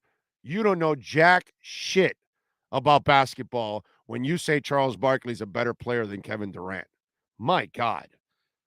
Are you the only idiot that said that? I hope you're the only idiot that said that. Because that's not really an insightful comment. that Durant is better than Barkley. That's common sense. That's elementary. Whew. I watch both guys too. Yeah, well, then you didn't learn a goddamn thing, Bob. Sorry, brother. Appreciate you on here. You don't know shit about basketball. Jack shit. You got a lot to learn if you think Barkley was a better player than Durant. Oh, my God. What's wrong with you, bro? Are you out of your mind? Oh, my God. Whew. Jesus. Wow. Yeah. That one threw me off. I didn't think anybody was going to be that stupid to say that. Because I wasn't saying anything controversial. Not a damn thing. Who wouldn't think Durant's better than Barkley? It's not even close. That's not even up for debate. Who's better? Oh, man. So, true Finn fan, I don't know if he would have a ring or not, but that, what if, what is this, hand grenades or horseshoes? We go with reality. The reality is the reality. The guy's got 2 titles. The other guy's got none. And clearly Durant is a much better basketball player than Charles Barkley. That's not up for debate. Really is not. It's not even close. It's not even a close debate. That's the thing about that. You can like Charles Barkley more, that he entertains you on television, and Kevin Durant's a complete jerk. I get that part, but you have to put that aside. Measure the player, the talent. Not even close. Not even close. The skill set is freakish for Durant. We've never seen a 6'10" guy that can dribble like a point guard, shoot like a guard, post you up, and play defense. That dude's a freak, man. Yeah, Marcella says Charles Barkley and Durant aren't even in the same ballpark to compare them. I mean, it's asinine that anybody would think Barkley is better than Durant. No, we don't agree to disagree, Bob. You're dead ass wrong, bro. You're dead ass. There's no disagreement here. I'm trying to help you so you don't sound stupid somewhere else. And you're in another argument with your friend. You say, oh, no, Barkley's better than Durant. And they're going to look at you like, wow, this guy knows nothing about basketball. There's no disagreement here. Maybe if we were in an argument of something, to a Herbert, okay? Maybe we're in that, fine. But in this one, there's no disagreement here. You are wrong. Wrong. Like by miles. Like not even close. It's embarrassingly wrong. Put it that way. That's what I want you to understand. I'm trying to help you so you don't make this mistake ever again. That's what I'm trying to do, my brother. I'm trying to help you. Cigar Social Club, by the way, I don't know if you're watching now or on it. Thank you for sending me the soul sacrifice video from Santana. That was nice. That was nice. He says, KD, I wouldn't make the argument. I didn't make the argument on titles. I never said that. The title part, he's more successful. That if Barkley says he's an abject failure. No. Barkley, you're an abject failure. He's not. But I'm not. The titles have nothing to do with it. Kevin Durant is way better player than Charles Barkley. This is one of the true special players of all time in Kevin Durant. Forget that he's a jerk and he has 80 burner phones and he's super sensitive and all that other stuff. I get all of that, dude. I'd rather hang out with Barkley. I'd rather watch Barkley. I'd rather support Barkley. I'm all with you on all of that. He's not better than Durant. It's not even close. That's all. So you can't say that in a barbershop, Bob, because They will roast you until you leave the property. Exactly. Of course. Of course. If a buddy of mine said that, that's something that will stick forever. It's like, no, dude, you need to shut up. You thought Barkley was better than Durant. You're like if Bob was in our group, he would never live that shit down for the rest of his life. Oh, I like this beer. Nah, we don't trust you. You thought Barkley was better than Durant. Bob would never live it down in our group. He's done in our group. Seriously. It doesn't matter if he says Led Zeppelin is better than, oh, God, give me something really mediocre. Milli Vanilli. And then you're going to look at him and say, I don't know, man. Bob, you thought Barkley was better than Durant. We can take your opinion on that. No, dude, I went to this restaurant yesterday. The pizza was fantastic. Bob, we can't take your word for it. You thought Barkley was better than Durant. Oh, no, I stayed at that hotel last year. Man, me and the wife, we had a great time. They have everything. Bob, I can't trust you. You thought Barkley was better than Durant.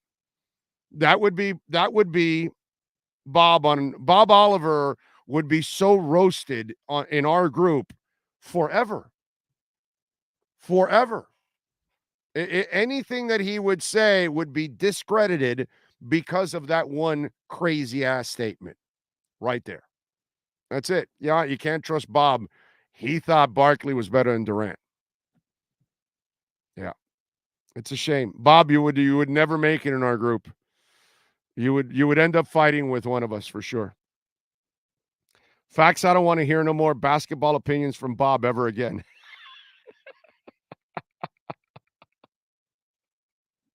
Bob stays at Days Inn. Says, I'm glad I could make your content today. Well, you were front and center today, Bob. It's awesome. FinFed says, it's not opinion, LOL. You guys are terrible, man. Hey, listen, that's the idea on this show. Bust balls when we can. And when Bob comes in with a crazy-ass statement, we got to help Bob. We love Bob. This is a way we show our love to Bob. We're all trying to reach Bob right now. We want him to get help. We need him to be, logical here. So we want to save Bob. We're trying to protect Bob. Bob's in our family here. So our own, we got to protect them. We got to show them the way. And then that way, when they're off and out in the real world, they're representing the right way and they're saying the right things. It's very important. Very important.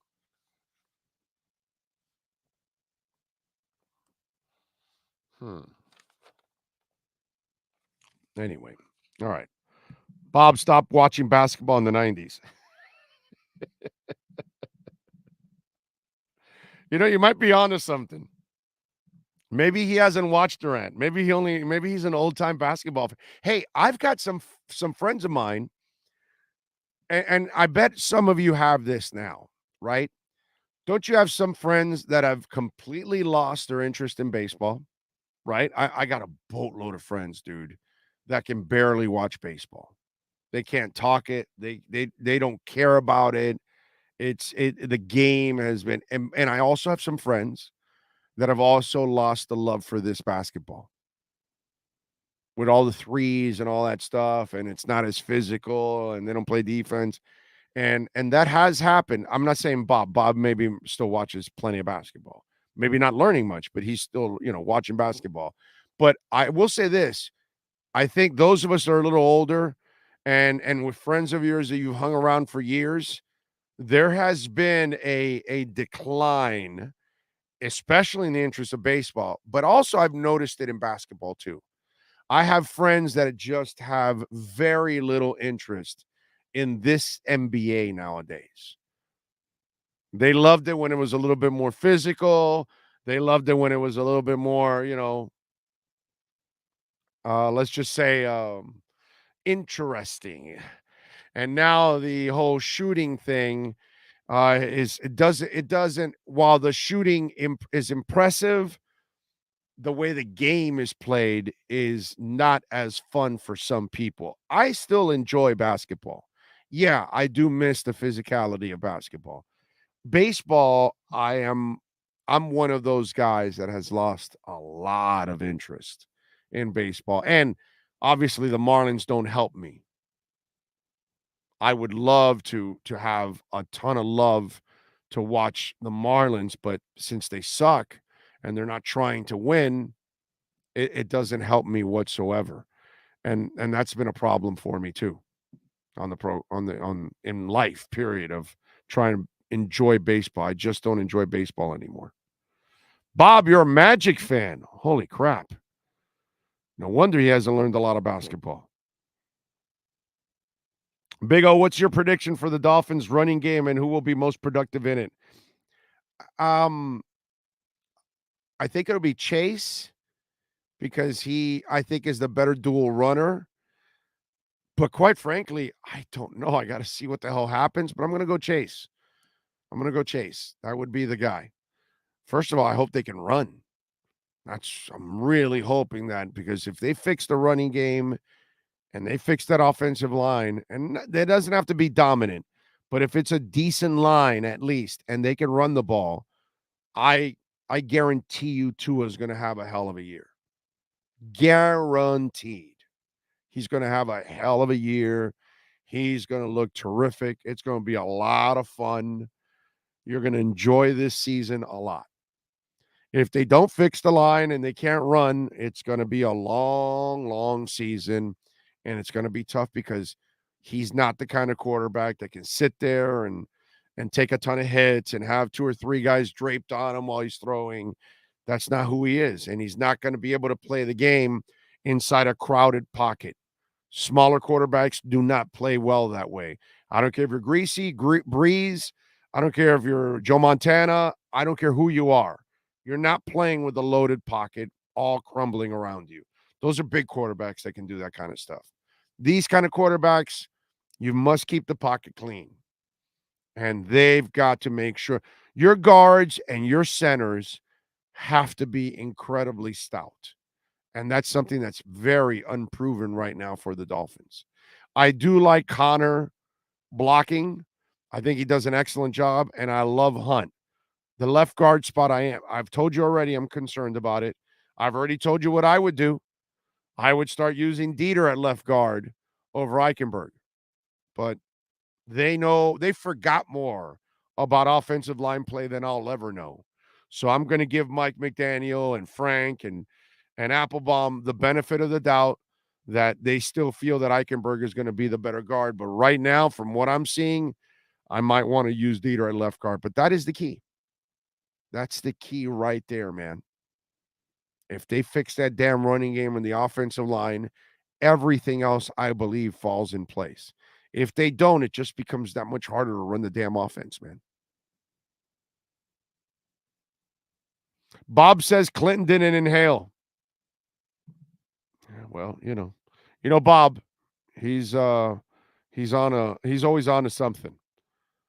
John Yang says, just like on Madden, just because Tyreek is on the Dolphins doesn't mean I come out slinging it. I set my opponent up with the run with Mostert and Chase.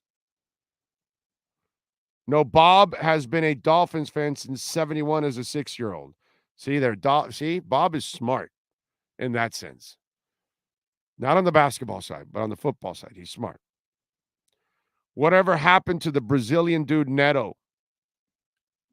Maybe he's in Brazil with a thong.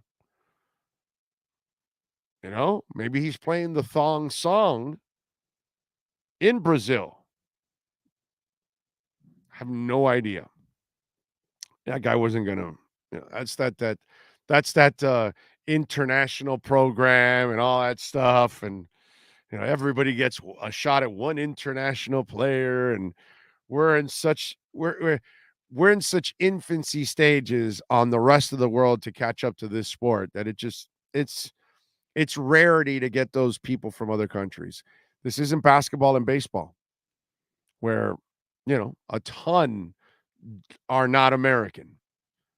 That we're not there yet. Unfortunately, we're still a ways away that we can start pulling consistently people from Europe that 5 or 10% of our league is from Europe or something.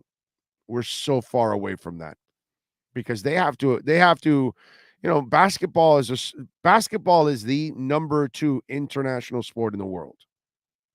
Then baseball. Of the major sports, of course. Those are the sports. Why? Because other countries have inherited those sports. We just don't have the football thing. So that's where it becomes, a bit of an issue. Big O, do the starters play at all today? No, just a few of them, Dylan. Offensive line, the fullback. I don't know if any of your defenders play. None of your corners are going to play. I wouldn't play Javon Holland. What do we really need to see Javon Holland? No. Oh, Javon Holland looks like he's ready to explode and take it to another level this year. You watch him, he looks like a super comfortable player right now. That's the thing. There aren't a lot of offensive players you need. The fullback needs a little playing time. The offensive line needs playing time. But outside of that, maybe a little Gesicki action because he's part of the blocking scheme and all of that. That's about it. I can see that. Let's see. Put Bob in at left guard. Well, let me tell you. See, here's the thing. We can pick on Bob's basketball IQ. Okay? But I know this about Bob. If he wanted to play left guard for the Dolphins, he would start and dominate. So the thing about Bob, we can slam his basketball IQ, but he'll kick your ass on the football field. So we should try to recruit Bob to take over at left guard. Bob Oliver. Oliver, that's a good name across the back of the jersey, right? Oliver with the pancake block. Oliver runs the linebacker over at the second level to open up the hole for Chase. Oliver picks up the outside linebacker and gives Chase the corner. These kind of things. Oliver sounds good. I like it. I think we're on to something here. Victor says, I'm an elite fan. I'm putting myself through rewatching all Finns games starting from 2009 on NFL Plus. Juan Lopez says, Big O, have you tried Pollo Campero? I live in the west coast of Florida, but I'm thinking of going to Miami just for that. But I need to know if it's actually good. I don't know where there's a Pollo Campero. Somebody fill me in. What the hell is Pollo Campero? I don't know anything about it, Juan. I'd be lying to you, my brother. Know nothing about Pollo Campero. Now they're getting plenty of plugs now on the show. Oh, the Jamaican bobsled. I like that. Greater good. That's very nice. So who gets to start, Teddy or Skyler? No, I think Teddy gets a little bit of action today. And then Skyler. Probably Teddy for a quarter and then Skyler for 3. No, Oliver does not get blasted, John. No. We only blast his NBA IQ. That's it. Football, he's going to blast you. Don't line up across from Bob Oliver. He's going to kick your ass. You're a cruel man, Orlando. Oliver on the back of the jersey. Pobrecito, man. Leave him alone. No, Oliver would look great on the back of a jersey. It's a short, tight name. Starts with an O. Very important. Names that start with an O, I'm telling you, key. I could be the big O for the O line. See, there he is. It's exactly what I'm talking about. The big O with the block at left guard. That sounds fantastic. Joel says, fun fact, I was at Bill Burr in Buffalo last night. He reminded the crowd of 4 lost Super Bowls and how people bet their lives on the third one and lost everything. The crowd wasn't digging it that bit. Well, Tony says Pollo Campero is very good. There you go. You got one from Tony. Bob is a good dude. He's taking the razzing well. Yeah, that's why he belongs here, because he understands the razzing and the ball busting. That it's just nothing, It's just part of the game. But I do like the people that kind of get like all touchy and they get all sensitive.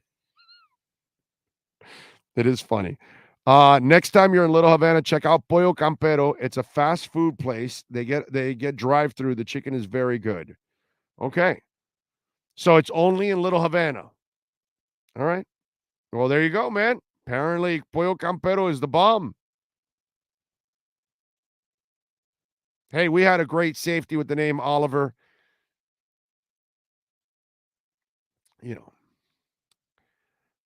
Great. Great. Did you watch Louis Oliver? A lot of flash, right? Had the gold earring in those days, which really stood out because there wasn't a lot of earrings on guys, especially in the NFL. Mr. Club, Mr. GQ, all that kind of stuff. He would love to hit you, but he would whiff. And when he would whiff, there was a big play. I get that we reminisce and we kind of fall in love again with the past, and we imagine sometimes that some things, no, light bulbs were better in the past. No, they're not. They're better now. Okay, they're much better now than they were. Okay, stop it. Okay, cars might have had a little more character back. They're better now. The engines are better. The transmissions are better. The suspensions are better. Stop it already. Okay, you know what I mean? It's just some things are not better, and Louis Oliver was not great. Louis Oliver was a decent safety, maybe good at times, but never great. Never great. Do you see the guy that's playing right now, number 8? There's a guy named Jake Scott. Those are the kind of people, like Jake is a great safety. Javon Holland has the talent to be a great safety. Louis Oliver was, it's not an adjective that I would use with Louis Oliver. He was a solid safety, but he was a liability out there at times, even with a 103-yard return for a touchdown.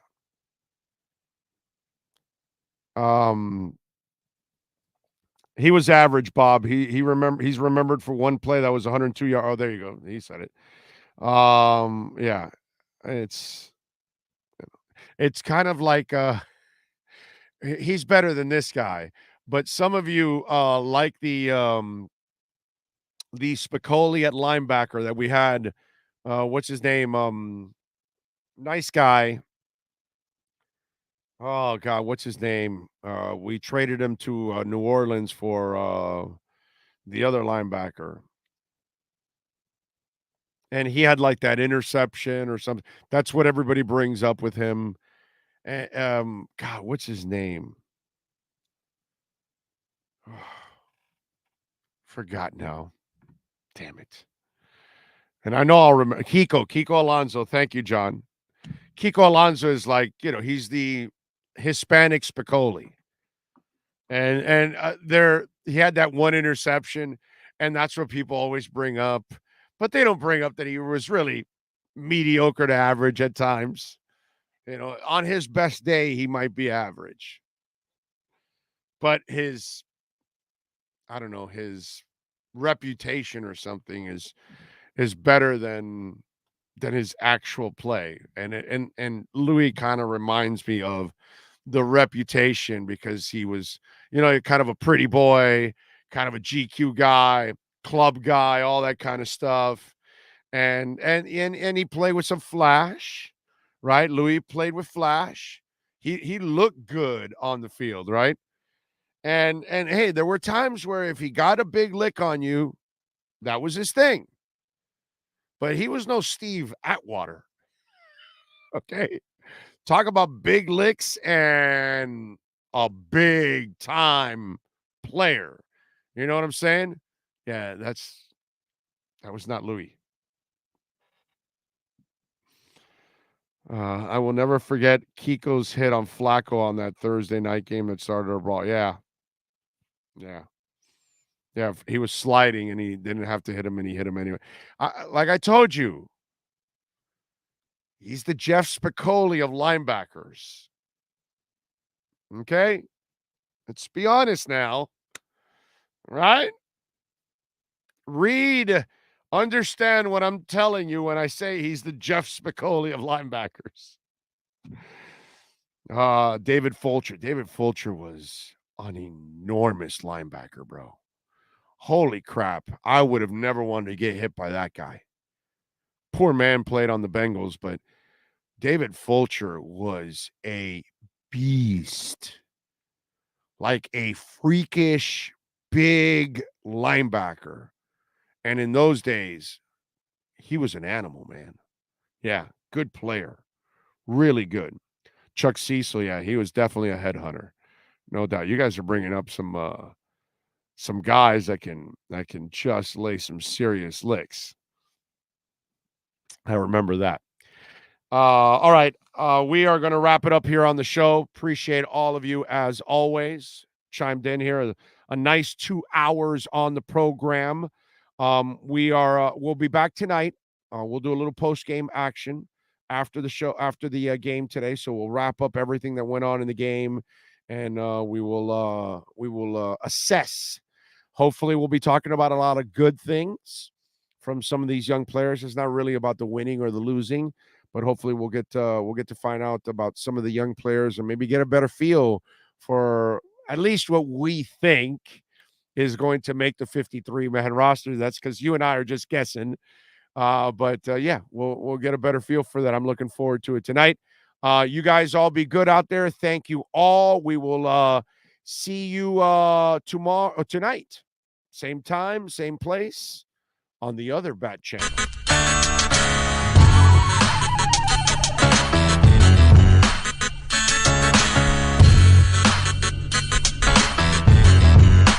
This is the Big O Show. This is the Big O Show.